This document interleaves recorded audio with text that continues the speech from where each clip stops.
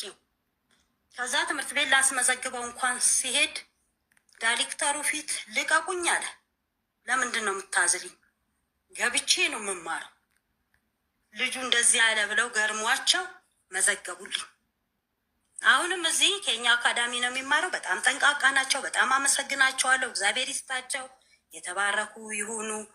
ሰው የሚያውቁ ሰው ለህፃን ልጅ አይሰጡም አሳልፈው እና የዲቦራና የቢንያም ኮዬ ላይ አለ እኔና ዲቦራ ሆነን ልጃችንን እንደ ፍቅረኛ መካከል ላይ አርገን እንዙር ነው። በቃ ችግሩ ይሄ ነው። የቢንያም መዞር ቀልድ ነው እንዴ? እሱ እንግዲህ እዛ መሀል ሲቀርጽ ለመዋል ነው።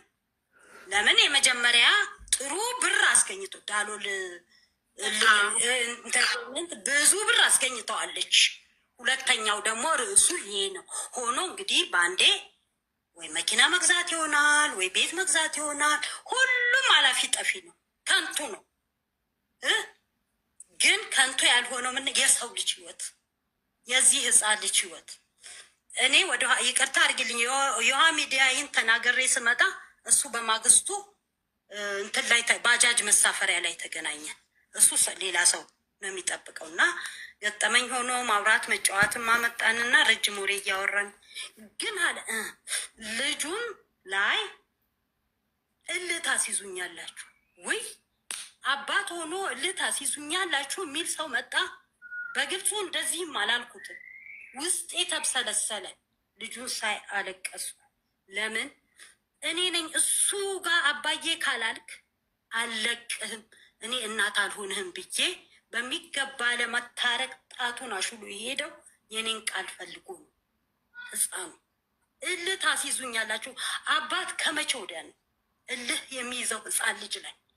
እንደገና ዲቦራ በዚች በሶስቱ ቃል ስትከሰው ልጄን አክብር፣ እኔንም አክብር፣ ለልጁ እርዳ ነው፣ ሌላ ነገር የለም። 15,000 ብር ቀላል ነው፣ ከባድ አይደለም። ለልጁ እና በእናትየው የሰራህባቸው ወለድ ባንክ ውስጥ እንኳን ብትከት 50,000 ብር አያጡም።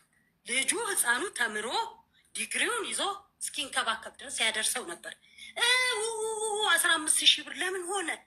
10,000ስ ቢሆን አቤት ተመስገን ነው። 10,000ስ ቢሆን ህፃኑ 10,000 ቢወሰንለት እንደገና 4,000 ብር በኢየሱስ ስም እግዚአብሔር ይገስጽ።